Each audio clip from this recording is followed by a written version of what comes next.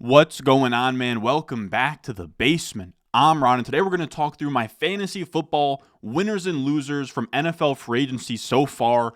We have a ton of news happening all at once right now. I tried to record this video, and then we had Diontae Johnson get traded to the Panthers. We have Derrick Henry on the Ravens yesterday. Feels like it was forever ago, but we had Saquon Barkley to the Eagles. Everything is moving all at once. My head is spinning. I'm just hoping that when I record this, I don't miss some big news here, so bear with me. We have a lot to get into. We're going to go through pretty much every fantasy football worthy transaction that has happened here over the last 36 hours and break down how it pertains to redraft, dynasty, all of the above for fantasy football. So as always, if you enjoy, make sure down below, subscribe, leave a like. Let's go. Yes, stones, like this froze, ice cold, ice around my body like I'm frozen, she gon' let me. All right, I'm not taking any chances. I'm pulling up Adam Schefter on the side here, but our first move we're going to talk about today, and we're going to talk about all of them. We're going to kind of go reverse order, like kind of the most recent ones. So I'm sure you guys have heard me on the stream yesterday, your favorite fantasy football analyst X has probably been talking about all the moves from yesterday, right? With like Austin Ekeler to Washington, and you got Antonio Gibson to the Patriots. So we're going to sort of start with the fresh, new ones up top, and that means Diontae Johnson. Now, these pictures aren't going to be formatted when I pull them up. Just bear with me, all right, fellas? We are, again, I put this all together so that I could try to get it to you guys in like the most up-to-date fashion. You guys know I'm usually the guy who's like the last one to post the things, and I'm not usually the one that's on top of things, so let's see how this goes. Now, first up, we have Diontae Johnson here. The actual trade details I have here, it's Diontae Johnson in a 7th from the Steelers side for Diontae Jackson. I only know him as like a combine warrior type guy who is like a 4.2 speedster for the Carolina Panthers. He's going to the Steelers with a 6th round pick. So the Steelers swap 6th and a 7th round pick. They give Diontae. They get Diontae Jackson.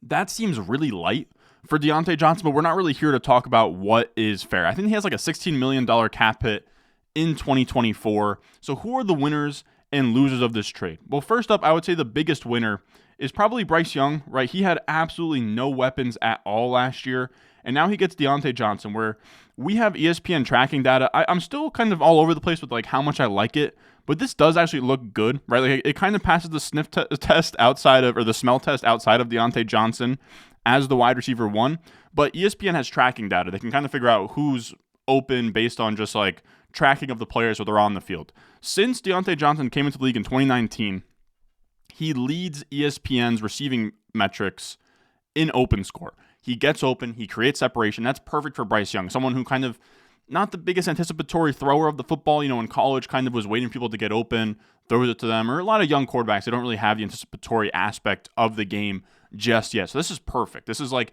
a lot of guys were sort of tying Ladd McConkey to the Panthers because you just want someone that can create separation, get open for your young quarterback. That's what this does. So that's absolutely massive for Bryce Young. They also signed, I believe, the guard from Miami. They signed Robert Hunt. I think they signed somebody else as well here that I'll check out. But that's a huge win for Bryce Young. They're investing in him. They're investing in his weapons. They're investing in the offensive line. And then on the flip side of that, when we talk about the Steelers, it's kind of a win for everybody, right? They bring in Russell Wilson. They bring in Arthur Smith.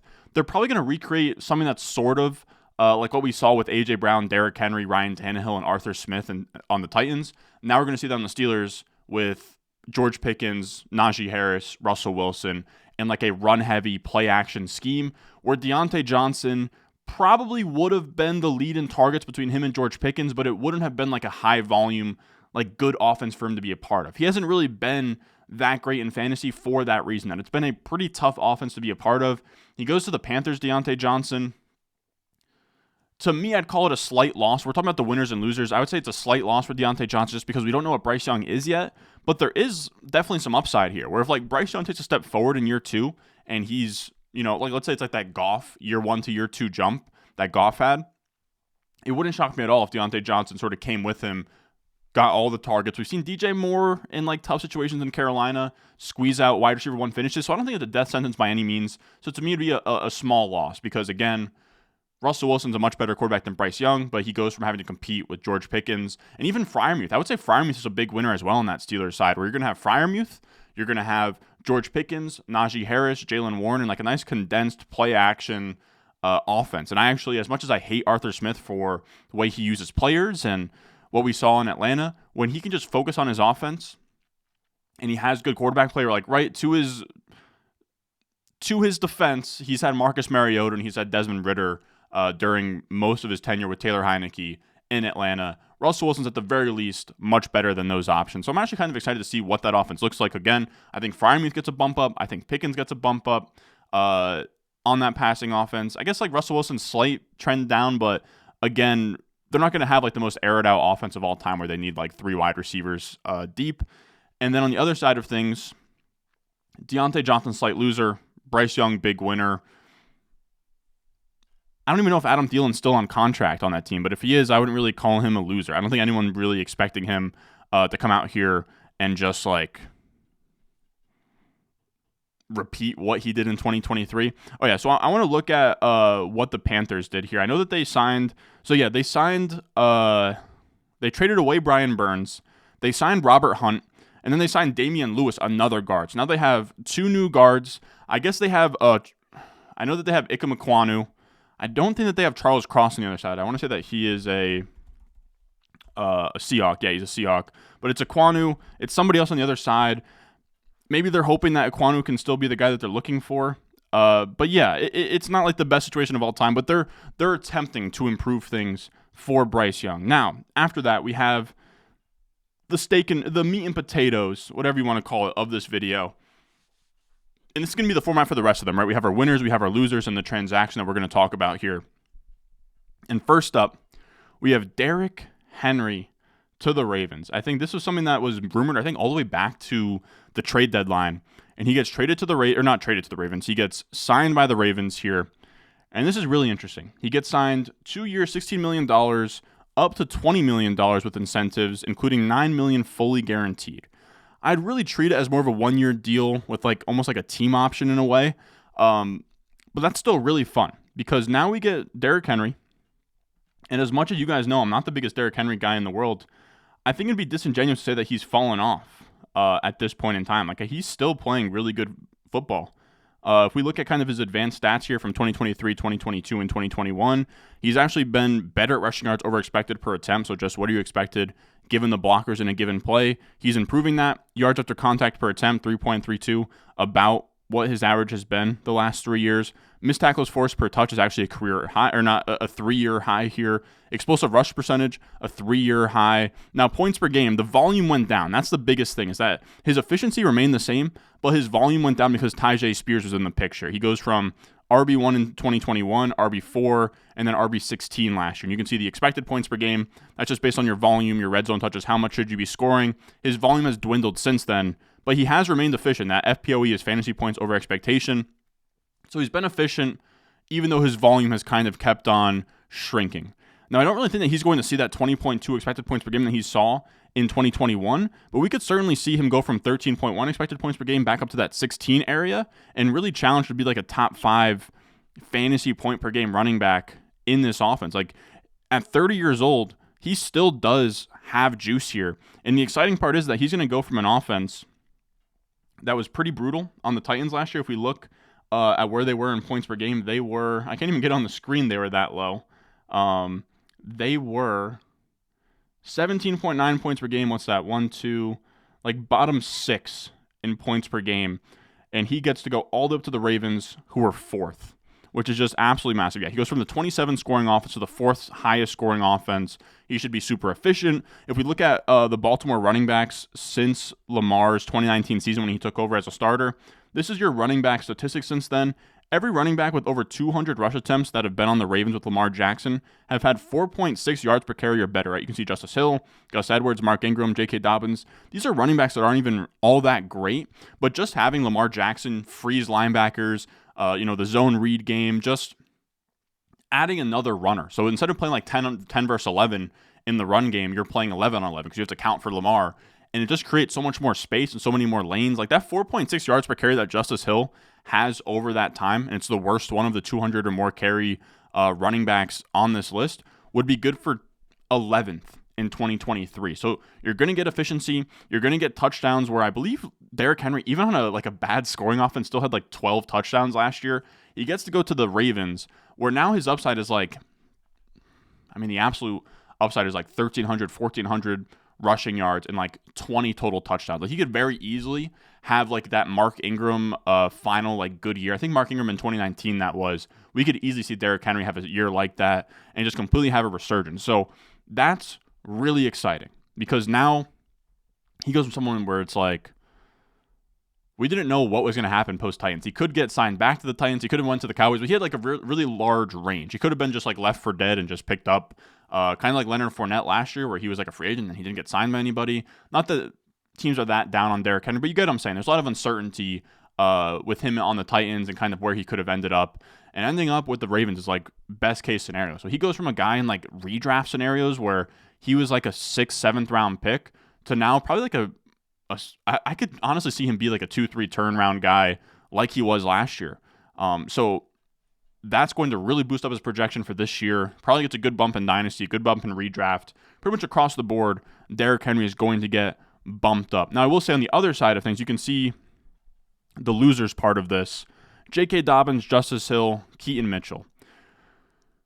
This likely squeezes out J.K. Dobbins. He's coming off an Achilles, which is brutal for him as a running back. He is a free agent. We'll see where he signs. He could sign with the Ravens and just kind of be almost like a red shirt until like the playoff run. We could see Keaton Mitchell, but he's off an ACL tear. So like those are like very small losers. They're just losers in the fact that they don't really have upside to be the main back in this offense. And Justice Hill is the pretty clear loser where if they just ran back Justice Hill and like Gus Edwards left, Justice Hill with like some juice in a receiving role is fun, but again, we did see him in that role last year. He probably does retain that role. He's probably not going to be like Tyjae Spears was next to Derrick Henry last year, but he's going to be like Justice Hill was next to Gus Edwards, but this time will be next to Derrick Henry. So he'll be like a PPR option in like best ball leagues, but he's not really anybody to worry about. So those are the losers, but not really any losers. I guess I'll add as well the I would say non-Zay Flowers, Mark Andrews pieces. You have to think with Todd Monken, even though he's pass heavy, that having Derrick Henry, they'll lean into the run even more so. So those like 3rd and 4th options of like your Rashad Batemans and Odell Beckhams and Nelson Aguilar's last year, those guys all get downgraded. Now, our next move that we're going to talk about is the Derrick Henry fallout. We had a lot of dominoes fall after Derrick Henry got signed, where we now see there's a lot to go through here. We have Tony Pollard to the Titans. So Tony Pollard fills the Derrick Henry gap. It's the amount of running back musical chairs the last 2 days has been crazy. We had Tony Pollard go from the Cowboys to the Titans. He signs a 3-year, $24 million deal. Then you have Gus Edwards to the Chargers on a 2-year, $6.5 million deal. Then from the Chargers, right, and that Gus Edwards, he goes from the Ravens that the Derrick Henry just came in and took. He now goes to the Chargers. Austin Ekeler goes from the Chargers. He goes to Washington on a 2-year, $11.43 million deal. And then Antonio Gibson goes from Washington to the Patriots on a 3-year, $11.25 million deal. So with that happening here, let's break them down one by one. Let's start with the Tony Pollard to the Titans. Tony Pollard signs with the Titans, 3-year, $24 million. Now that's a win for Pollard. That's one of the bigger paydays of this last 36-hour time period, which we weren't sure what the market would be for Tony Pollard. He had an absolutely brutal 2023. And this is tough, right? Because he's a winner in the fact that he finds himself in an RB1 chair in 2024, right? That's big for Pollard. We didn't know where he was going to go, what money he would take in. So that's a win. But this is not the best landing spot because there's redundant profiles in this backfield where he is going to now compete with Tyjae Spears for touches, right? And that's not a great fit. This is from the utilization report over at My Fantasy Life here, and you can see Tony Pollard and you can see Tyjae Spears.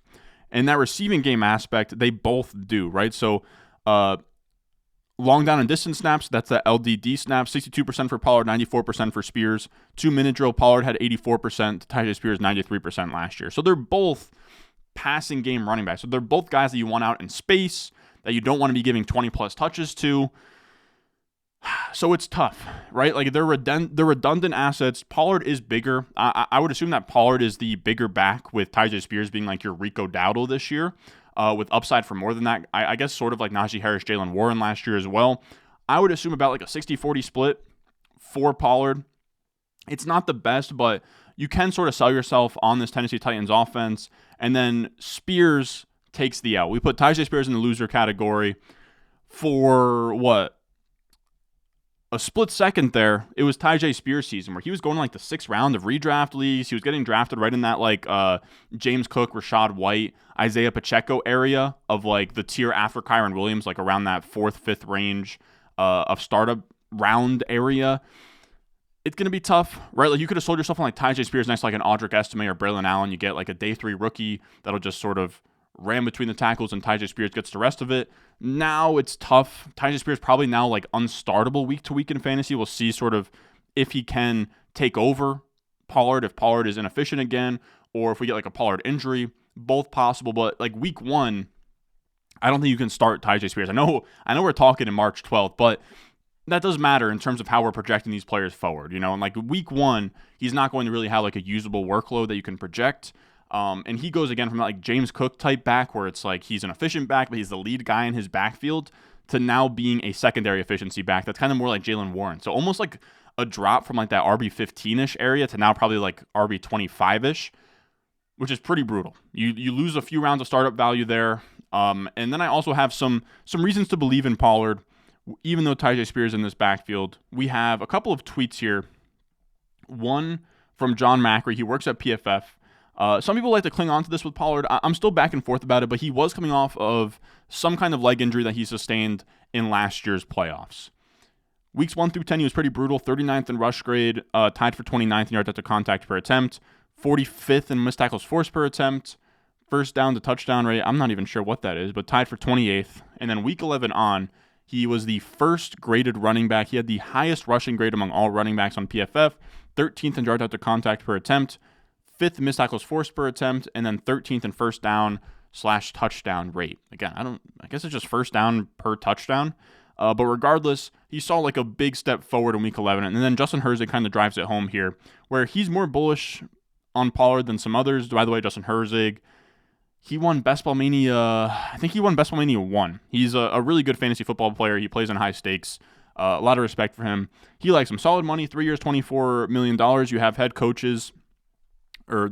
Brian Callahan from the Bengals. He comes over to the Titans. And then you have also the offensive coordinator he brought with him, came from the Jaguars. Both of them are teams that have primarily used one running back, right? We've seen with Mixon. We've seen with Travis Etienne the past couple of years. Pollard post-injury recovery is one of the top running backs in the league. So after week 11, we just saw those stats. And then it's probably going to be a 2-to-1 split with Tyjae Spears. I said 60-40. I think 2-to-1 would be like 66-33. So somewhere in that range. I guess he's a little bit more optimistic than I am. But yeah, Tyjae Spears, pretty clear loser. Pollard, a pretty clear winner, but like a very small winner in that respect. Now, next up, our next winner from the fallout is Gus Edwards. He signed a little small 2-year, $6.5 million deal. I wouldn't get too crazy here, but he is a winner for now, right? He is a winner for now. I do expect Jim Harbaugh here to... I always get him confused, but I think it's Jim Harbaugh. I do expect him to draft a running back. It could even be Blake Corum, his running back from Michigan. It could be whoever. Gus Edwards is not going to find himself as the only running back in this backfield, but he should be a featured part of this offense. This is, if we look back to his years 2022 and prior, those were with Greg Roman, who is now the current offense coordinator for the Chargers. He went from the Ravens to the Chargers. They then grabbed Gus Edwards. You can see here, Gus Edwards, prior to 2023, like 2023, he had his best fantasy season with those 13 touchdowns, but efficiency-wise, he was much better before then. Like he had career worsts in rushing grade, yards per attempt, yards after contact per attempt. All of those are much better with Greg Roman. He fits perfectly into the Greg Roman running scheme. He's a very good goal line back. He was the RB25 in total points last year. I would caution a little bit that he could be like this year's Jamal Williams in the sense that he just scored a lot of touchdowns. He goes to a new team. He gets buried on the depth chart by like a rookie and somebody else, and things get ugly and doesn't really see the field. But you can at least sell yourself on the fact that Greg Roman has history with Gus Edwards and will probably get every opportunity early on to have a role in this offense. And even though we're going to have Greg Roman, and I think he signed Colby Parkinson and Will Dissly, and they're going to have like this like heavy jumbo tight end type of offense, and Justin Herbert's in it, they're going to score points. It's a good role. Again, I wouldn't get too carried away with Gus Edwards, though. Now, when we talk about the losers and other fallout here, is now we have a Gus Edwards on the Chargers, which then takes Austin Ekeler from the Chargers and puts him on Washington, which is pretty brutal. He gets $3 million signing bonus, 4.82 total in year one, with a chance for another 1.5 million in incentive. So it's a 2-year deal worth up to 11.43 million. That's pretty brutal. That's a good step below. We're going to talk about these guys in a second here, in like Josh Jacobs and Saquon Barkley, but it's a tier below, right? Like you can see, is there any other 2-year deals on here? You see Derrick Henry 2 years, 16 mil. Ekeler at 2 years, 11.43. You can see as well like Saquon 3 years, 37.75. Ekeler 2 years, 11.43. I mean, that's just like he's in a similar ball. He's like just above the Zach Moss, Gus Edwards tier. It's not great. The way the NFL sees him is not glowingly. Is kind of the easiest way that I could say that. Now he becomes a loser because he found himself a week ago, if he was to re-sign with the Chargers, as like the lead back in a Greg Roman offense tied to Justin Herbert. That's exciting. He goes from that to Washington, which is like, God, it's not great.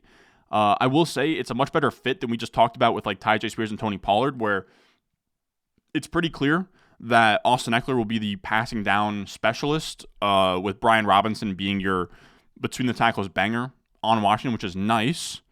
And then you can hope that he finds some efficiency, right? He had a pretty terrible season last year, Austin Ekeler, but you can say that he had a high ankle sprain he suffered in week one. That week one, he had 164 total yards, 26.4 PPR points, both season highs, didn't come back for like a 5-game stretch, and just was never the same guy. You can kind of tell yourself a story that he wasn't completely right. He'll be fully healthy this year. And then on top of that, the interesting wrinkle here is that it was the first time he wasn't an RB1 in points per game since 2018. Anthony Lynn is the RB coach in Washington. He was the head coach of the Chargers, and was with Ekeler from his rookie year through like 2020, his first 4 years. So Anthony Lynn and Ekeler have history, and now they're back together in Washington. So you can kind of sell yourself on that little story there. But the issue with that is he goes from, again, Justin Herbert to a Washington offense that was bottom 10 last year. And their quarterbacks are Sam Howell, who holds onto the ball a ton and gets sacked, Marcus Mariota, who scrambles a ton, and then either Jaden Daniels or Drake May, Jaden Daniels especially, who runs the ball a lot. None of those quarterbacks are conducive for checkdowns to Austin Ekeler. So that's pretty brutal. So again, he's a loser here. Like, we don't even know if he's going to, like, I couldn't even tell you who's going to have more touches between him and Brian Robinson. It's just not great. I'll also call Brian Robinson like a small loser. I have it on that little graphic there. Very small. He kind of perfectly complements Austin Ekeler, but it is a loss because you're hoping that he'd maybe get a chance with Antonio Gibson gone to be the bell cow. Maybe they would just, day 3, who's the kid out of New Hampshire? I think his name is Dylan Lau, but I say his name weird every time. Or like a Bucky Irvin. Like someone that's like just a satellite back, You guys get what I'm saying. Like if they were just to sign like a really boring satellite back, like if they were to sign Nyheim Hines and just say, okay, wheels up for Brian Robinson, boom, he's a massive winner. But now that you have Austin Ekeler, that's a legit receiving threat in that backfield. So now it gets a little bit muddied. You also have Ekeler, who's getting all this money, new coaching regime. He is probably he is with this regime, whereas Brian Robinson was with Rivera and them. So we'll kind of see how this new regime feels about him, but I would call it a loss for him as well. Now, the last guy in this little Derrick Henry, the amount of like ring around the rosy carousels that we're having here this free agency period is crazy. So Ekeler comes to Washington, which displaces Gibson, who goes to the Patriots. And you can see here, Antonio Gibson on the bottom, 3 years, $11.25 million to go to the Patriots. Pretty cheap deal. I want to say that's like pretty much right on par with like Zach Moss. Rough. He's the last running back domino in these chains of like the Derrick Henry fallout. It's not great. Like he was cheaper than Devin Singletary on this list as well. Antonio Gibson is not thought of highly in NFL circles in New England. I will say the same benefit that Ekeler gets, you now get with Gibson because we have a new head coach in Gerard Mayo. Even though it's kind of like the same nucleus, like there's still Patriot DNA from Bill Belichick. So I don't know that Mayo comes in or the offensive staff comes in and is like Ramondre can't be the guy. I think that they were just signing a player that they liked or felt that he was good.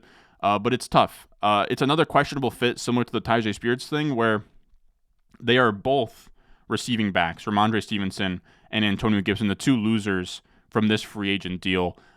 These are their utilization profiles on My Fantasy Life. Again, they have a really cool tool on there, and you can see long down and distance snaps, 2-minute drill snaps, targets, routes is where they both make their money, which is an issue, right? Because you would want more of like your grinder back, where Ramondre Stevenson, he had an RB10 finish 2 years ago, and that was with Damian Harris as like the grinder between the tackles, goal line type of back here.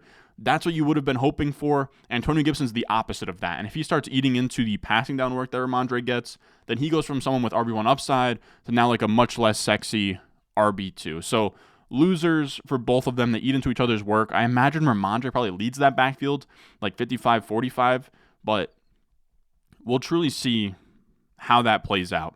Now, our third transaction we are going to talk through it's crazy. This is our third transaction we're talking through, and it's the one that was like the biggest story of yesterday, and it's the Kirk Cousins deal.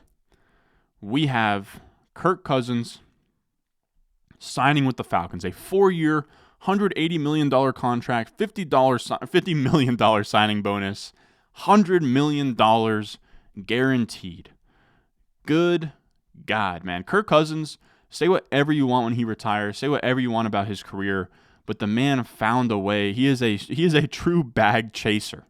I wouldn't really call it a win or loss for Kirk Cousins, right? He goes from a McVay scheme, right, with Kevin O'Connell, one of those McVay disciples, with a lot of weapons in Justin Jefferson and Addison and Hawkinson, to a McVay scheme where Atlanta has Zack Robinson, who came from the Rams, with a bunch of weapons, and like Drake London and Kyle Pitts, and now Darnell Mooney we're seeing. The only loss is that he doesn't have Justin Jefferson. Like, that's like the only slight loss. It's a pretty big loss, but he's still going to play in a dome all the time. Like, it's almost like parallel world. So I didn't even put him as a real loser here. Now, the Falcons offense, right? We have Drake London, we have Kyle Pitts, we have Bijan Robinson, we have Darnell Mooney. It is W's all around for this Falcons offense. Like I just said, this new offensive coordinator, Zack Robinson, he comes from the Rams scheme. He's going to have a similar system here. Now, if we look through the 2023 team stats here, we have EPA per play, which is just offensive efficiency, and neutral pass rate. So how much are you passing the ball?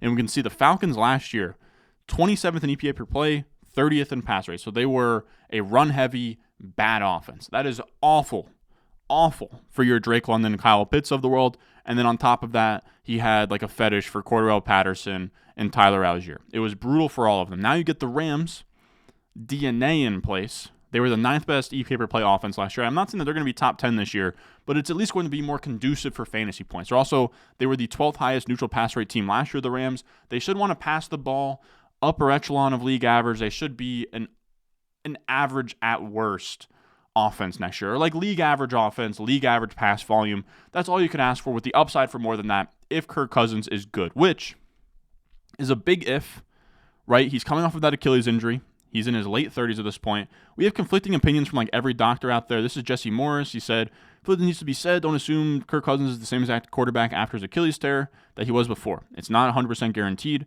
especially since it's his throwing and power leg. It'll be interesting to see if he loses any velocity on the ability to fit the ball into tight windows. Aaron Rodgers was his front leg. Completely different situation." Then we go to our good pal Deepak Chona. He says, this was October 30th, but he said week 1 of 2024 realistic target. Expect decreased throwing power given relative weakness on his back leg. So he seems to think that he could be back as soon as week 1. They both have concerns about his arm strength, but at the end of the day, Kirk Cousins just got guaranteed $100 million. He's going to get every opportunity to start.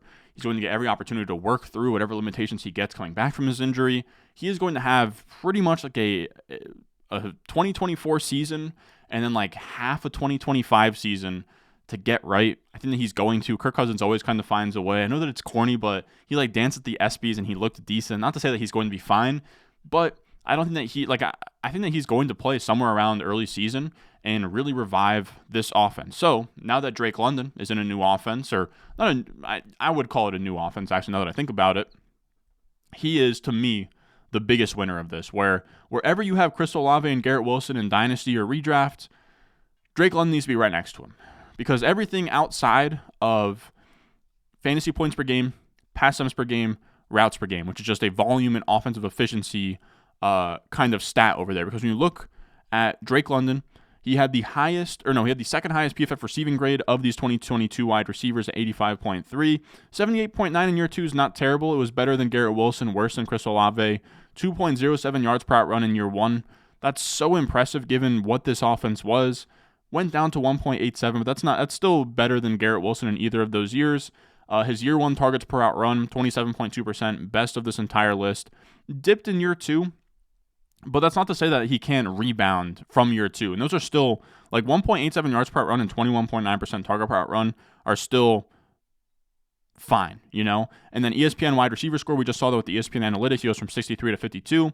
All still kind of within this range of Olave and Garrett Wilson. And then points per game, he's been hovering around this 10.5, 11 point per game area. And that's due to the pass attempts per game being so bad. 24.4 is just like prehistoric. 31.2, not much better. Then you have routes per game, 24.6 to 30.3, still super low. Chris Olave had volume problems in his first year. That got much better in year 2. But you can see across the board, Olave, Garrett Wilson, they're running more routes. Their offense is passing the ball more. Their offenses are, even Garrett Wilson on a pretty awful offense, even that offense was a better environment just because of all the volume. So Drake London now gets those sweet, McVay type of pass attempts, mismatches, schemed up, all of that good stuff. Again, Chris Olave is I think an early third in dynasty and redraft. Drake London should be right next to him. And if you just want like a little bit more of hype just for good measure, we have this tweet from the OG Fantasy where Kirk Cousins, wide receiver 1 in PPR overall fantasy finishes, wide receiver 1, wide receiver 4, wide receiver 6, wide receiver 24, and then you had the wide receiver 7 and the wide receiver 10 in 2018. That is pretty damn good. Now, as it pertains to Kyle Pitts, accuracy is going to be the biggest thing for him, as pointed out by Jacob Gibbs here, where Kyle Pitts last year was the leader in average depth of target at 12 yards downfield. The next highest guy was 9.9 yards downfield. So he cleared the entire field by over 2 yards of average depth of target. He is operating downfield as pretty much an oversized wide receiver. Now, we look at the off-target rates. I believe this is accuracy stuff, right? So Justin Jefferson with Kirk Cousins had a 12.2% off-target rate. League average is about 13.2%. Drake London was at 15.6%. So they're going to get a huge efficiency boost when, on top of all this volume coming their way, they're going to actually have catchable footballs, which is like crazy to say, but they're going to have catchable footballs, which like they're going to get more catches, more yards on a per route basis, which is huge. Same thing for Kyle Pitts, but this is even like more so where TJ Hawkinson, 4.6% with Kirk Cousins, 9.9% was the league average, 19.2% of Kyle Pitts' targets were off target. That is insanity. So that should all come down with Kirk Cousins. We've seen Kirk Cousins support Hawkinson as a top 5 tight end the last 2 years. All of that's amazing. Bijan benefits from what's going to be like a functioning offense. On top of that, Zack Robinson, the guy who came from the Rams as the offensive coordinator. We've seen McVay blindly use bell cows like Kyron Williams this past year. Bijan Robinson's going to be the featured back in what's going to be not a terrible offense for the first time in his career, and that's massive. Now, on top of that, we got a little bit of news as well. Darnell Mooney signing with the Falcons. 3-year, $39 million deal. I put him as like a small winner. He's a small winner. He's likely still just like this field stretching, like wide receiver 4 that you can kind of have in best ball. But he does come from one of the only teams in Chicago that was as run heavy as the Falcons. So now he's going to have a spot where he's going to be able to be on a team that actually passes the ball. I don't know how fantasy viable he'll be, but you can look back at Darnell Mooney's stats in like his first 2 years. He was actually pretty efficient in terms of yards per out run, targets per out run. Ever since Justin Fields kind of came in, it's been a little bit tough for him to have any fantasy relevance at all. Now, a low-key winner here is Sam Darnold, man. As a Jets fan, I am so happy about this, dude. Sam Darnold signs with the Vikings on a 1-year, $10 million deal. He joins his old teammate with the Jets, Josh McCown.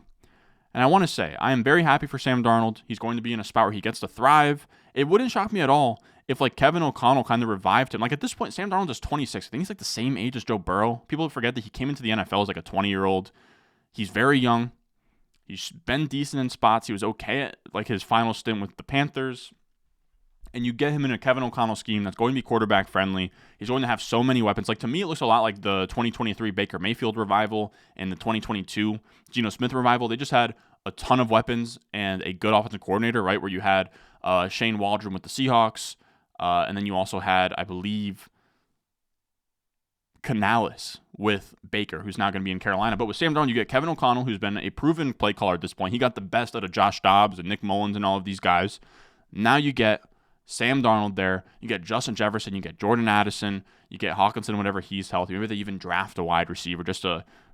Probably don't draft a wide receiver. They're going to draft a quarterback at this point. But you get what I'm saying. He has Aaron Jones as well. He's going to have all of these weapons. Sam Darnold, again, I think he has an upside to be Baker. So to me, he's just a winner in the fact that, like, if you had him on your dynasty team, he was just like collecting dust. Like, he might not even be getting drafted in a lot of startups to now being a guy. We think the Vikings are going to draft a quarterback. They probably will, but he'll be a bridge where he can, he'll probably like a 4 to 6 week audition. And if he looks good, we could see it be an Alex Smith scenario where he plays the entire year. He could be a scenario where he just completely outplays the rookie. There's a lot of scenarios here for it to work out for Sam Darnold. And even if not, we've seen Josh Dobbs get flipped for like seconds last year in the season. You can wait till like week 3, week 4. And if Sam Darnold's like a startable QB2, you can cash out for a second. So as a fantasy asset, Sam Darnold gets a massive, massive boost. Now, Sam Darnold in Minnesota, it's another story for our Jordan Addisons, for our Hawkinsons, for our Jeffersons. Now, I would say Addison's a much bigger loser than Hawkinson and Justin Jefferson, and here's why. If we look at the splits last year, from when Jordan Addison played with Kirk Cousins, he had 15.8 points per game. That's great. That's like high-end wide receiver 2 numbers, down to 10.5 points per game, which is like wide receiver 3 numbers. So we saw a massive fall off in his 9 games without Kirk Cousins. And the issue for him, too, is when we did our rookie wide receiver report last year, that kind of distills things down to a per-route basis for a lot of these wide receivers, you can see he's not all that efficient per route. That's kind of his issue. 17.2% targets per route run, not that great. 1.5 yards per route run, not that great. So he's someone that benefits from a lot of the volume and the scoring that Kirk Cousins was producing, right? Jordan Addison scored a lot of touchdowns with Kirk Cousins, and they were passing the ball a ton. Now, they're probably going to be a high-volume passing offense again, but under Sam Darnold, it's going to be tough to sort of come by that efficiency. They're probably going to be a less higher-octane offense. We're not going to sustain as many drives, so it's tough where Addison needs to take a step up in those metrics, but it's going to be tough, right? He's next to the best wide receiver, arguably the best wide receiver in football, Justin Jefferson. So it's just like it's going to be tough to produce like people are, I guess, we're hoping for like that year 2 Juju next to Kirk Cousins. We're like year 2 Juju Smith-Schuster next to Antonio Brown. Even though Antonio Brown was like the wide receiver 1 in fantasy, Juju still had like a top 6 finish. With Sam Darnold, it's not. It probably isn't going to happen. That's kind of the issue that comes down with this move. Now, after that, we have TJ Hawkinson. Much less of a concern here. I think the biggest concern with him is the ACL tear. But I think by the time that his ACL tear is over, he's going to be coming back from that this year. So he probably gets like a mulligan in the market anyways, where no one's really expecting like high-end production from him anyways. So you're kind of hoping that he figures out, or the Vikings figure out quarterback for good in that 2025 season. But even then, he's a very quarterback-friendly player where his career 8 out is 7.8, right? We just talked about Kyle Pitts where his 8 out last year was 12. So 7.8, he's operating within the first down marker. He's a very easy target for most quarterbacks. And last year when we split the games up, I will say some of these definitely did not have Justin Jefferson in them. It might be skewing them a bit. But you can see Hawkinson pretty much the same with and without Kirk Cousins last year. Then we have Jefferson. To me, don't get too carried away, right? He doesn't have Kirk Cousins anymore, but he's still Justin Jefferson. He's still an amazing wide receiver.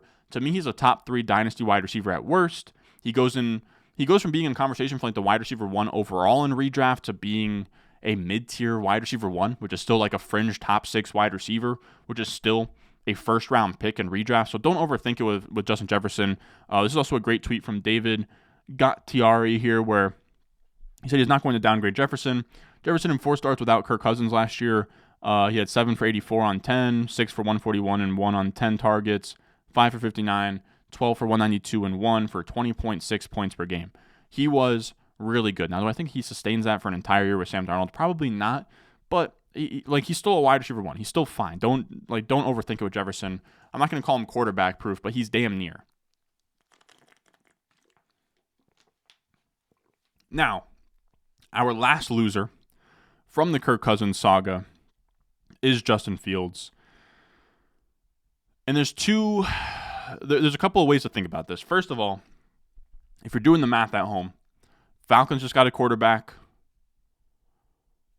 Vikings just got a quarterback. That's 2 less openings for Justin Fields. Now, there's 2 schools of thoughts. Two schools of thought. One being what Marcus Whitman said here. So now Luke Getsy has been hired, Darnell Mooney has been paid, and the entire league has passed on Justin Fields. One side of things is that Justin Fields is awful. He's not going to get another crack at a starting job. He's going to find himself in a Trey Lance situation this year. The other part of the, pendulum here is Ian Rappaport's been tweeting this, or not tweeting this, but he's been talking about this on TV. He said, when they settle on a quarterback that they are taking at number 1, and I do expect them to take a quarterback at number 1, at that point they will then move to say, where are we going to trade Justin Fields? Might this happen leading up to the draft? Sure, it could. So what Rappaport's been saying is the Bears haven't really even been shopping Fields, and that they've been waiting to get medicals back on Caleb Williams and really fall in love with their QB1. That's a little bit flimsy. It's like there's 3 quarterbacks up top. Like, what? I'm not sure what else you really like. If his physicals don't, or his medicals don't come back solid, like, I imagine you still like May or Daniels enough. So I don't really understand it. There might be some merit to that. So it gets tough. I mean, there's still openings, right? Like you got, I know the Raiders signed Gardner Minshew, but I would still call them an opening.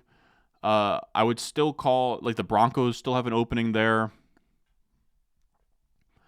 I wouldn't say the Vikings are 100% done. Like, if the Vikings, I would also say that, like, there could be, Justin Fields could get moved all the way on, like, draft night, right? Where, like, one of these teams, like the Vikings or the Broncos or the Raiders, they find themselves, the odd man out trying to draft a quarterback on day 1. And if that happens, you could see one of these teams trade for a Justin Fields. So there's a lot that could still happen. I tend to be on the more optimistic side, but I'll also say, like, I've been someone that has loved Justin Fields since day 1. So if you want to take that advice with a grain of salt, you absolutely could. But if Justin Fields, people are panicking on Fields, and he doesn't get traded in, like, the next week or so, and people are really panicking, and you can buy him for, like, a second. I mean, we just talked about it earlier. You could buy Josh Dobbs in season for a second, and he never had, top 6 quarterback upside. Justin Fields has that. So if I could send the second for Justin Fields and I was a quarterback needy team and I was fine taking on that risk, like maybe you're a rebuilding team looking for quarterback and maybe you only have like 2 picks in the top 5 and you want one of them to be Marv and you have like 3 seconds to play around with. I know that's like, this is hyper specific, but you guys get what I'm saying. If you have an embarrassment of riches in draft capital or a player somebody wants, and we're going to talk about in a second, like a Zamir White, if you can sell like a Zamir White for Justin Fields, I mean,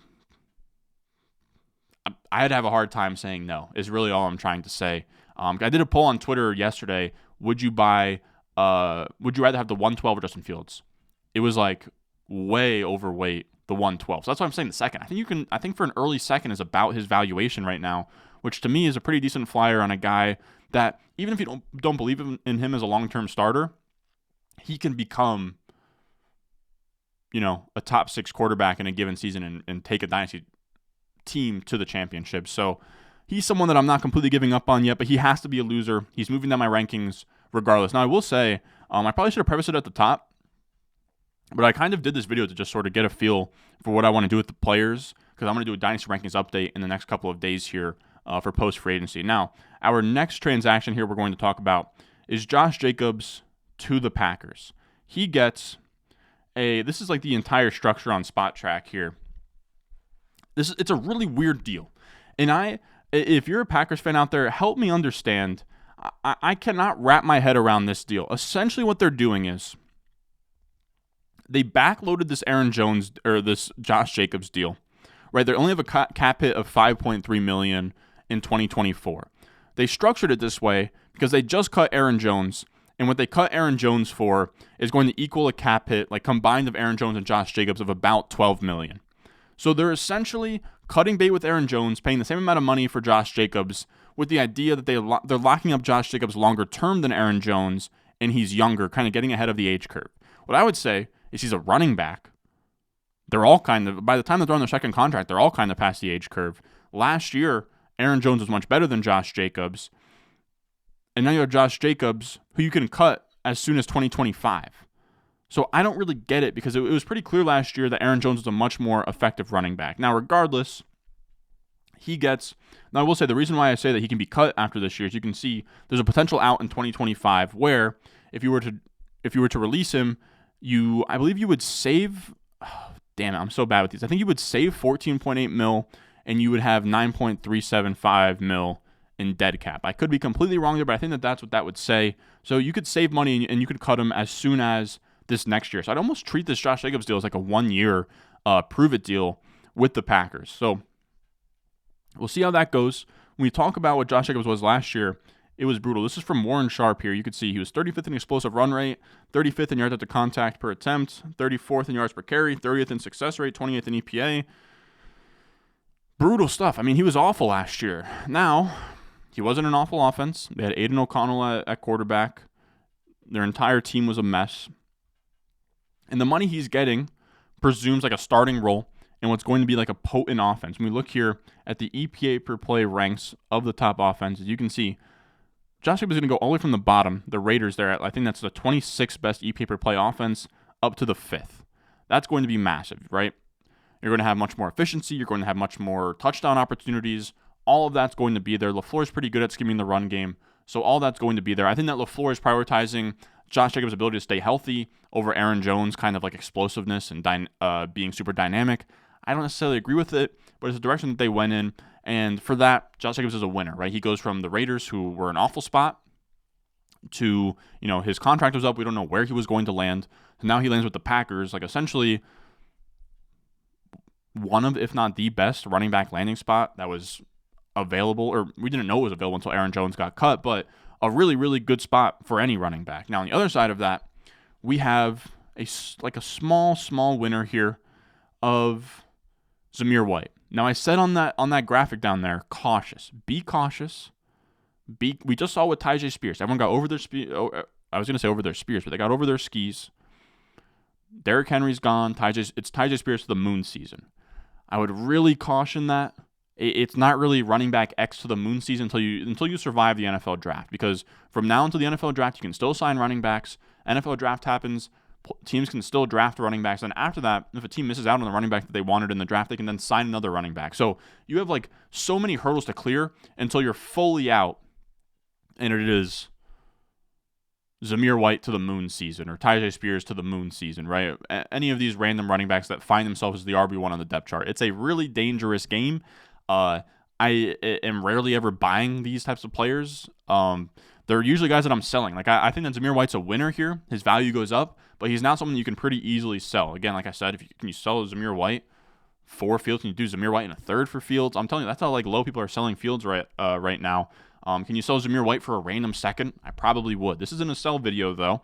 So Zamir White is a winner, but again, there's a lot bad that can happen here. But Zamir White was better on a per attempt basis than Josh Jacobs, though not all that much better. He did kill him in yards per carry, but still minus 0.17 EPA per rush. He's okay. He is just a pretty standard fill-in handcuff type running back that I really wouldn't push up too much based on the Josh Jacobs stuff, because again, the Raiders are going to add somebody at running back almost definitely. Now after that, we have Aaron Jones, who on the flip side gets cut by the Packers. He then says, screw you. I'm going to the divisional rival. Within like 24 hours of being cut, he signs a 1-year, $7 million deal with the Vikings. Now, Aaron Jones, I would call him a slight loser. He's a loser because, objectively speaking, when we talk about the offenses that he's going from or leaving to go to, he's on the other side of the Jacob spectrum, where he's going from the 5th best offense to the 18th. That's a pretty fair evaluation of the Vikings, right? Because that was like halfway with Kirk Cousins, halfway with like a band of Dobbs, Mullins, in a game of like Jaron Hall. So that's probably a decent projection of kind of what they're going to look like with Sam Darnold. So you go from a guy where Aaron Jones is going to win on efficiency, which is going to come from a good offense, and then also touchdowns, which is going to come from a good offense. So he goes from someone that could have been like the leader in touchdowns, right, in the NFL, to now, he's like a RB2. He's going to have his spike weeks, but it's not all that sexy. They're going to have, Sam Darnold or a rookie quarterback there. It's not going to be the best offense of all time. But I still do think that he's a good football player, He's still a good football player, which is important here. We saw down the stretch last year, he was really good. He had 151 rushing yards over expected from week 16 on. He had 100 rushing yards or more in his 5 final games of the 2023 season. He was just electric, man. I feel so bad for Aaron Jones. I don't know how you cut bait. It's not like he was like absolutely burning a hole in your pocket. You just extended him a couple seasons ago. I don't know. I think that he showed that he was still a great player when he was healthy, despite being on the other side of the age curve. So he's on a 1-year rental with the Vikings. We'll see how it goes. I still think that he has some juice to him, but he might be, depending on where his price is in redraft, a pretty standard dead zone back. Now, also in that backfield, a loser here, which I think this is pretty much looking into the future of what Zamir White could be looking like, is Ty Chandler. You can look up Ty Chandler right now on like Twitter, and if you scroll back far enough to like 2 weeks ago, you're going to see fantasy analysts saying, oh, Ty Chandler is the RB1 because Alexander Madison gets cut, and then it's Ty Chandler to the moon season. And then, of course, they grab a running back. So if you find yourself in these, there's cycles of these running backs where if you find yourself with a Ty Chandler on your bench or, like I said, Zamir White, I'm trying to think of anybody else that kind of fits that bill. I'd say Chase Brown sort of after the Mixon stuff, but you guys get what I'm saying. There's these certain running backs, they find themselves as the RB1. They've never been like a meaningful fantasy starter in their life before. Their value gets boosted a little bit, and then a running back comes into the backfield and they come back down. That's what we just saw with Ty Chandler. Now, he was really good last year. He had a ton of juice, People were thinking to themselves, could he be like this year's Kyron Williams, where Kevin O'Connell might just run him into the ground? They release Alexander Madison? No. They bring in Aaron Jones. Ty Chandler's a pretty big loser here. He goes from, can he be the bell cow to now being that like Jaylen Warren-ish. That's like the Jaylen Warren, Tony Pollard, kind of role.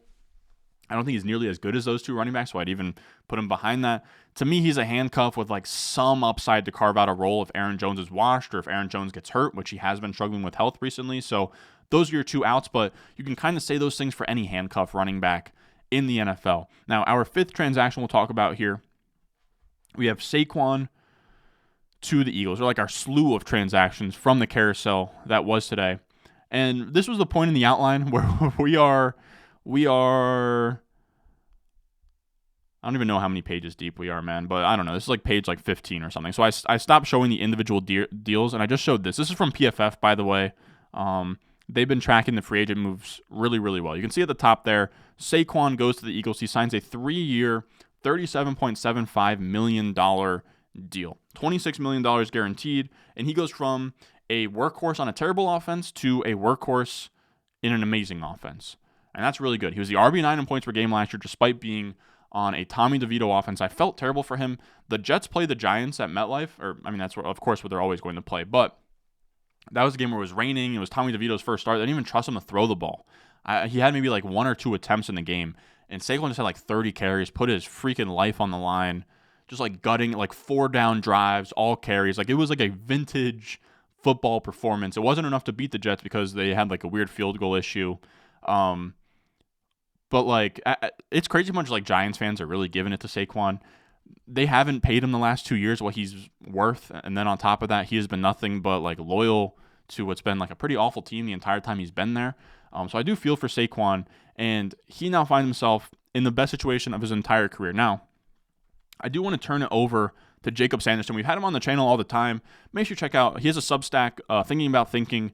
He does breakdowns on like everything there. He's so good, especially when it comes to talking about running backs, because he kind of mixes the film and the analytics part, and kind of comes from a very measured spot. I think that he just put this well. I was reading through it this morning, so I just thought we're talking to a billion players. I outsourced this one to Jacob. He is the man. Make sure you follow him. Make sure you check out his Substack. All of that.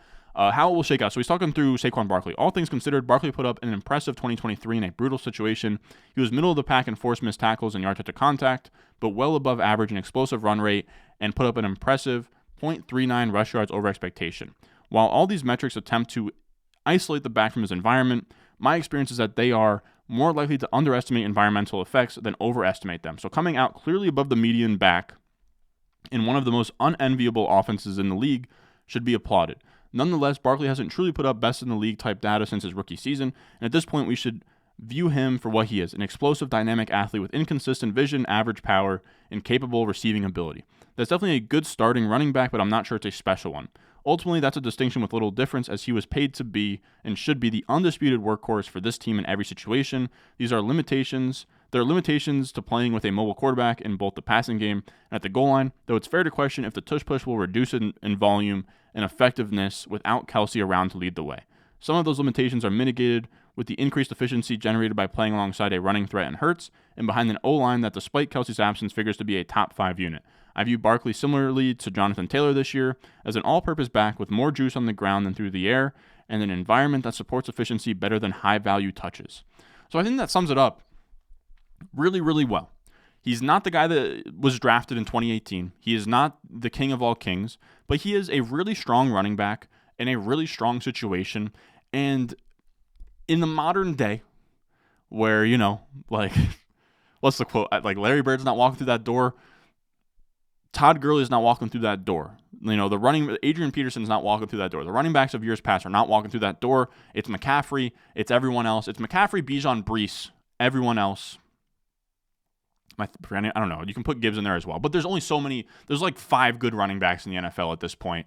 All the other ones are like old or have issues. Saquon's now going to be on the best team of his career. He's explosive. There's going to be running lanes on the Eagles. He had like 100+ targets in his first year. He hasn't been near that since he's played with Eli Manning.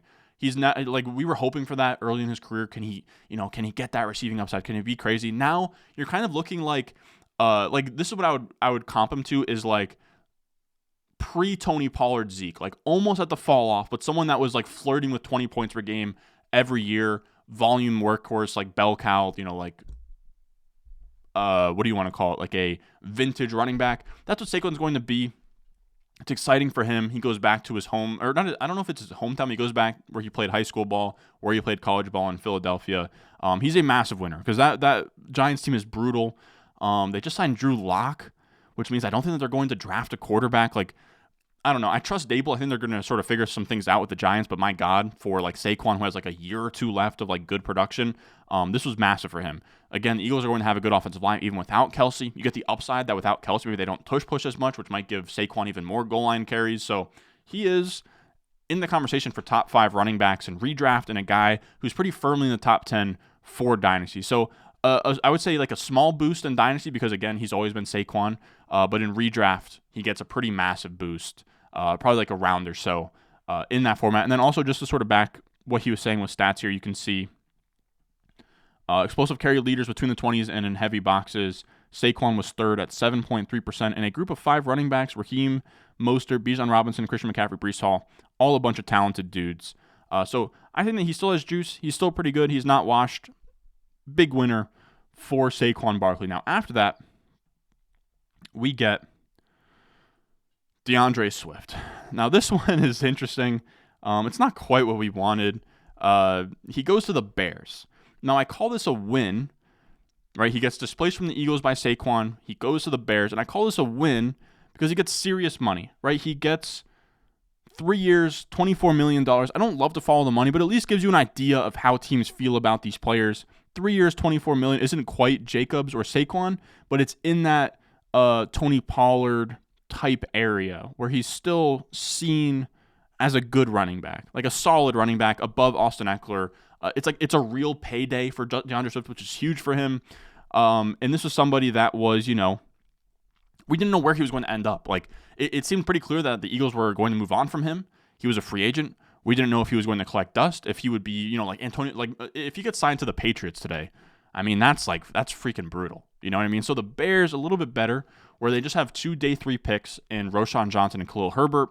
So just based off of investment alone, he's in a spot where he's going to get from day one every opportunity to be the RB1. Now, it's a little bit similar to the running backs that we've talked about in the past, where it's a redundant skill set across the board, where Roschon Johnson is a big receiving back who can do it all in the passing game, and Khalil Herbert is one of the most efficient runners in the NFL. That's what Swift is. He's an efficient runner between the tackles and a great receiving back. The Bears already had that in like a 2-man backfield that could have been great on its own. So now they bring in DeAndre Swift. It'll probably be like almost like a 60-20-20 type of split. Could be even like 50-25-25. I could see Khalil Herbert coming over the top and even sort of getting more than that here. We look at here, this is a running back chart from PFF, and you can see EPA per rush, rushing yards over expected on the y-axis, and it's just a way of kind of isolating running back talent. It's not the most perfect way, but you can see DeAndre Swift is in that bottom right, Roschon Johnson's in that bottom right, Khalil Herbert's in that top right with all the best running backs in the league. Khalil Herbert is really solid. So we're going to see DeAndre Swift again. It's like a small win, right? Because he's going to be like the preseason RB1, but he finds himself in a three-way committee where he could get squeezed from both sides, right? Like Roschon could squeeze him out of the passing game work. Khalil Herbert could squeeze him out of the efficient space back work, and he gets squeezed out for like 12 touches a game, and he becomes super frustrating. So it's not great, but it is a slight win that he is going to have the opportunity to be an RB, a lead back for a team in 2024. But again, it's not great. We have on the other side of that, we have the losers, Khalil Herbert and Roschon Johnson. We kind of just talked about them, but they go from like this dynamic two-man backfield, like the perfect skill set to complement each other. Also add with DeAndre Swift as he's a passing back, and they're going to go from Fields to Caleb Williams. That's going to be huge for them. It could have been huge for Roschon Johnson and Khalil Herbert. It's not now. Now they go from, again, this like two-man backfield where both of them could have been draftable in fantasy to now a lot of mouths to feed. They probably need an injury in this backfield for either of them to be all that relevant. So that is a pretty big damper on Khalil Herbert and Roschon Johnson, two of the more fun, cheap running back duos in the NFL. Then the last thing we have here with this little, again, so we have Saquon to the Eagles, DeAndre Swift from the Eagles to the Bears, and then we have Devin Singletary to fill the gap that Saquon left behind on the Giants. Now, he's a very small winner, Devin Singletary, right? Because, again, he finds himself as the RB1 on an offense in 2024. He's Devin Singletary. The Texans could have drafted somebody. They could have signed Pollard. They could have signed Derrick Henry. A lot of things that the Texans could have done to sort of bring in competition for Devin Singletary. Devin Singletary goes to New York on a 3-year, $16 million deal, which is actually pretty good money for him. Again, I think that was more than Ekeler. 3-year, $16.5 million. It's not more than Ekeler. I think it's about the same as Ekeler, actually, now that I look at it. But yeah, it's like Ekeler, Zach Moss, Antonio Gibson type money, which like isn't terrible. Singletary goes to reunite with Dable in New York. The only time Devin Singletary has finished as a top 24 point per game running back was with Dable in Buffalo. He now gets Dable in New York. They're probably going to draft somebody, so I wouldn't get too carried away with Devin Singletary, but he's like a fine running back. He's going to get what's blocked for him. He's not going to be an RB1 in fantasy. He might have like a stretch where he's good, but he is always one of these 0 RB type of guys. I have faith in Dable, but if you have Devin Singletary, you would have preferred, instead of having this like Daniel Jones, like rough looking offense to, you would have preferred the CJ Stroud side of things where you're tied to CJ Stroud. You're leaned on over there. Texans have a pretty solid running or just a blocking unit in general. So pretty brutal for Singletary. Not pretty brutal, but you know what I'm saying. It's like damn near a wash, but he's going to be afforded the opportunity to be a starting back or a lead back in 2024. But again, it's really more of a wash than a win, but it's something worth mentioning. Now, after that, we have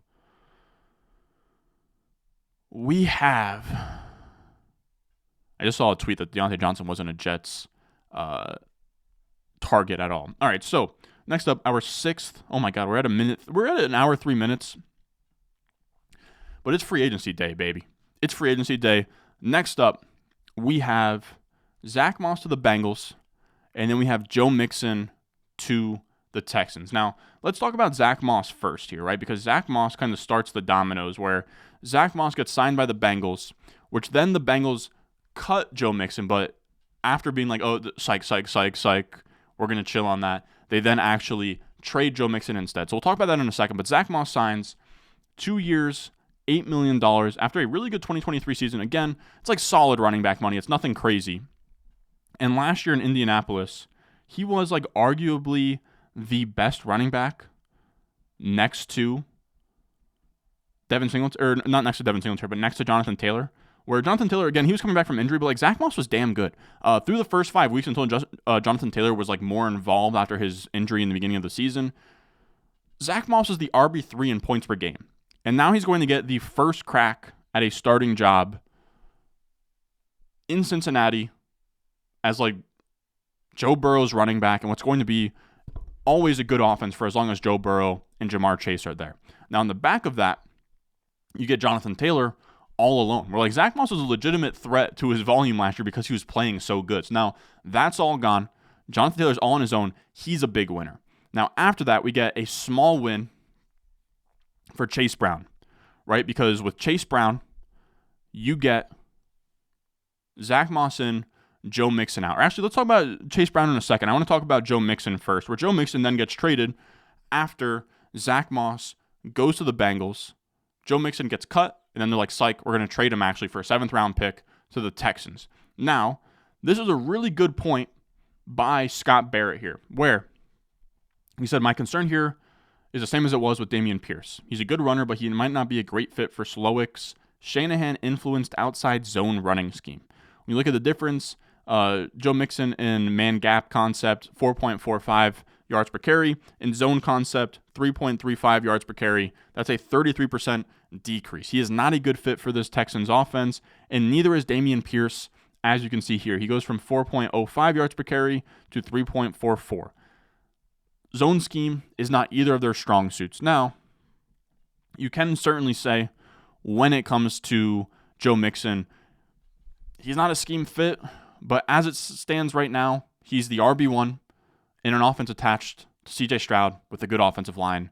And that's huge for a guy that, again, I keep bringing this example up, but he could have been cut today after Zach Moss was signed, and then he could have just collected dust for the next couple of months, and that's like worst case scenario. At least like he's still retaining his value. So I would call him a winner at this point. And then same thing with Chase Brown, because to me, even though Joe Mixon's not that good, and I could even make the case that Zach Moss is better than Joe Mixon at current day, Joe Mixon's still an established part of the Bengals. He was drafted by them. He has rapport with Joe Burrow and all of that. But now Chase Brown's going to have the, not seniority, but you get what I'm saying, right? He's going to have the continuity advantage, where he's been in the offense. He knows the scheme. He's been around Joe Burrow and the guys. He has a ton of juice. Zach Moss is the new guy coming in. So if Chase Brown is truly as good as some of us think that he is, he should be able to beat out Zach Moss and potentially be the lead back in this offense. So it actually gives him a more wide open path. And it's also a win for Zach. It's somehow a win for both, because now Zach Moss removes himself from Jonathan Taylor and gets an offensive upgrade on the Bengals. So they're both,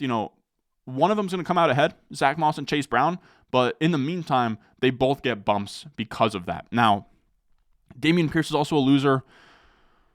He's pretty cooked at this point, at least like when it comes to this scheme. You can see here last year he was just awful compared to Devin Singletary, 2.85 yards per carry. Again, like Scott Barrett pointed out, I think it's more of a scheme thing than anything else, but the pass regime drafted Dameon Pierce, right? This was before D'Amico Ryans came in. And then instantly, as soon as they lost Devin Singletary, they traded for Joe Mixon, which to me tells me that they don't even really like Dameon. Dameon Pierce could get traded, and that could actually be a big win for him, but they don't have any trust in Dameon Pierce whatsoever. He was like a non-factor, a zero in the playoffs for that Texans run.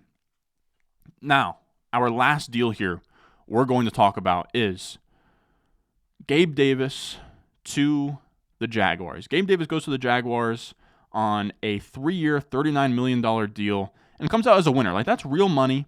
And I would call him a winner just because going from Josh Allen to Trevor Lawrence isn't like a massive tear down. Like, he could have gone to the Panthers, you know what I mean? And then it's like, deep throat in the Panthers, who really cares, you know what I mean? So he now goes to somewhere that's going to have a competent quarterback. It's a downgrade from the Bills, but it's not enough of a downgrade to the point where I would call him like a loser. To me, he's a winner. He gets good money. He's going to go back home to Florida. He's going to catch passes from Trevor Lawrence, who's pretty good in the deep areas of the field. That's all fun. Regardless, he's still the boom-bust wide receiver 4 that he was on the Bills. Now, here's the interesting wrinkle, okay? The interesting wrinkle here is the Jaguars could very easily keep Calvin Ridley. Now, he's expensive. I'm not a cap specialist. I do want to actually give a big fat disclaimer across the board on this video. I'm not a cap specialist. So if I was talking out of my ass with like the Josh Jacobs contract or anything, and you want to correct me in the comments, go ahead. Calvin Ridley could stay with the Jaguars. We actually talked a lot last season about this, but Ridley he struggled at certain parts of the year because he was being used as a true X sideline ball winner, as Ted Nguyen says here. I'm butchering that last name. I already know it. Justin Norris says, simple take for me, but getting Zay Jones back likely would help him get opportunities doing other stuff. And when we looked at the splits, we saw when Zay Jones played, Calvin Ridley was much better because Zay Jones would be that X wide receiver boundary guy, and Calvin Ridley would be more of that Z flanker type that he's excelled at his entire career. Now, when we look at this Hayden Winks chart, you can see here, right, almost all near sidelines. you're going to see Gabe Davis, right? And then right next to him to the right, like literally above the almost all near sidelines, is Calvin Ridley. He was using a very similar style as Gabe Davis last year, which is not his play style whatsoever. So if we can get that fixed, you get Gabe Davis taking those targets, you got Christian Kirk underneath, Calvin Ridley in this offense. I think that's a huge win for Calvin Ridley, just because you're going to have Calvin Ridley at this point not running those routes, freed up to do whatever he wants. Jaguars pass the ball enough to support Christian Kirk, Ridley, Evan Ingram, whatever. It's W's across the board, especially for Trevor Lawrence. Trevor Lawrence, to me, I think is a win regardless, even if Calvin Ridley walks, because now he gets Gabe Davis, who's going to be a really strong X wide receiver to open up things underneath for Christian Kirk and for Evan Ingram. And then on top of that, they've been investing in offensive line, which is absolutely huge. That was one of their biggest issues last year. They've already re-signed guard Ezra Cleveland, who's really good, or not really good, but he's solid. And then they also signed former Bills center Mitch Morse, who's a pretty solid center. So they're making strides to get the offensive line in play. They're grabbing Gabe Davis. They're trying to get Calvin Ridley. And I've only called Calvin Ridley's a winner if he stays on the Jaguars, just because at this point, the suitors out there for wide receivers, they're not pretty. They are, again, the Panthers. The Patriots is a big one right now, right, where you can see New England is pushing to sign Calvin Ridley, but sources believe that he currently prefers to return to Jacksonville and has been discussing with the Jaguars. So if he goes to the Patriots or whatever, that's obviously loser. We don't know who their quarterback's going to be. We don't know what that offense is going to look like. Usually it takes some time for a wide receiver to ramp up in a new spot anyways, but if he can stay on the Jaguars, that's huge for him. That's huge for Trevor Lawrence, and then a loss for Gabe Davis, I would call that. But altogether, that is how I would sort of wrap up the Gabe Davis signing, and then just all of these signings in general. I feel like I did a decent job. We went over as much as I could possibly fit in one video. I hope you enjoyed. I don't know. We'll see. We'll see if this video is digestible.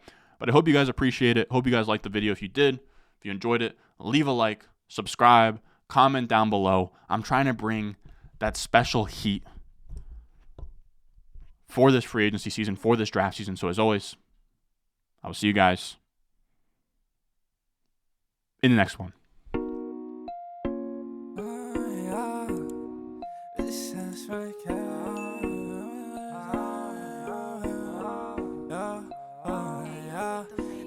Stones, like this froze, ice cold, oh.